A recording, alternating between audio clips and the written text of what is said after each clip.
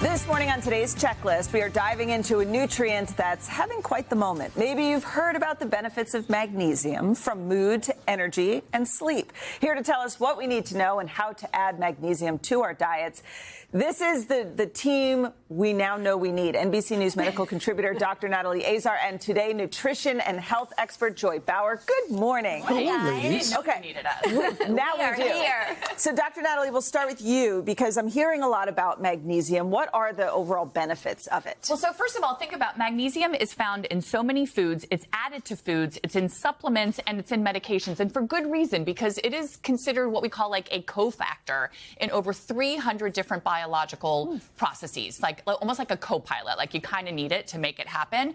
So it can be involved, or it is involved, I should say, in protein synthesis, in the way our muscles and nerves function. It controls blood glucose. It helps to regulate blood pressure. And it's also critically important for bone development, and magnesium deficiency can actually contribute to the development of osteoporosis. So if you have a magnesium deficiency, what would that look like? What would the symptoms be? So first of all, I want to sort of reassure everyone out there, because if you are generally healthy and eat a well-balanced diet, you're not likely to have a symptomatic magnesium deficiency, but close to 50% of Americans actually don't get the daily recommended amount that we're supposed to have. And so what can contribute to magnesium deficiency? Stress, type 2 diabetes, GI illnesses like Crohn's or celiac disease, older individuals, and people who misuse alcohol. So the symptoms can be, a little bit kind of all over the map. Some of the earliest symptoms that people can experience could be loss of appetite, nausea, vomiting, fatigue, and weakness. But then more severe magnesium deficiency can lead to symptoms like muscle cramps, seizures, personality changes, and even abnormal. They are significant. Again, a smaller percentage of people will have a severe deficiency, but nonetheless, those are the symptoms. So, Joy, if we're trying to eat our magnesium, what are some foods that maybe we should focus on? So, like Dr. Natalie mentioned, there are so many delicious foods that are loaded. First, nuts and seeds, specifically almonds, cashews. Pumpkin seeds are the superstar when it comes to magnesium. Dark leafy greens, but specifically spinach and Swiss chard. I love kale, but it's not as high in magnesium. Legumes, so we're talking lentils, black beans, edamame, all of the good stuff. And then whole grains. This is another reason why you want to specifically pick things like brown rice over white rice, or whole wheat bread over white bread, because during the processing, they strip off the magnesium. Lastly, dark chocolate. Let me say that again. Dark chocolate. Yay.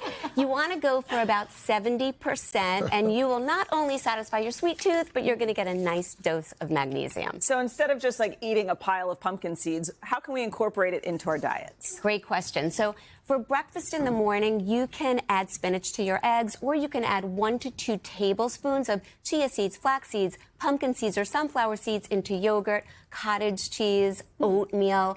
For lunch, so think about your soup or salad or even chili. Add spinach, beans, black beans, white beans, chickpeas, lentils, quinoa. For dinner, go for those sautéed leafy greens. And then in terms of snacks, trail mix is wonderful. You could also do a sliced apple with almond butter. Peanut butter has some.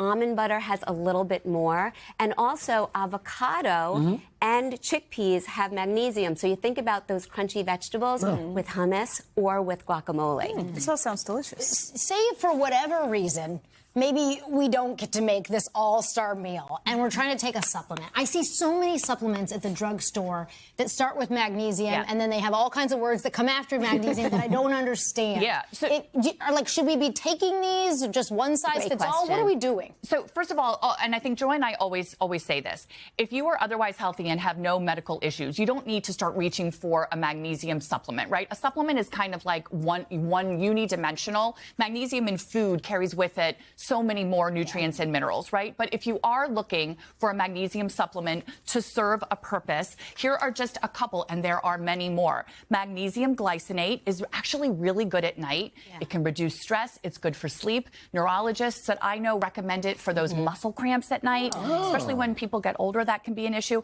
And magnesium citrate is the one that we normally recommend for constipation. So magnesium L-threonate is really interesting. There's a lot of emerging science right now that shows it it could cross the blood-brain barrier, so it's good for cognitive health. It may, in fact, enhance memory.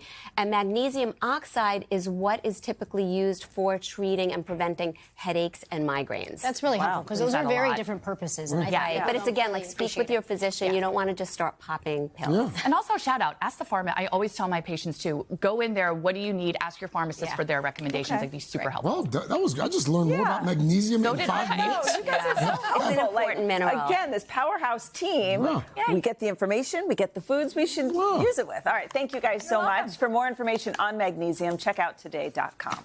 Hey, thanks for watching. And don't forget, you can catch the Today Show every morning on NBC or take Today when you're on the go. Just follow the Today podcast on Apple Podcasts, Spotify, or wherever you listen.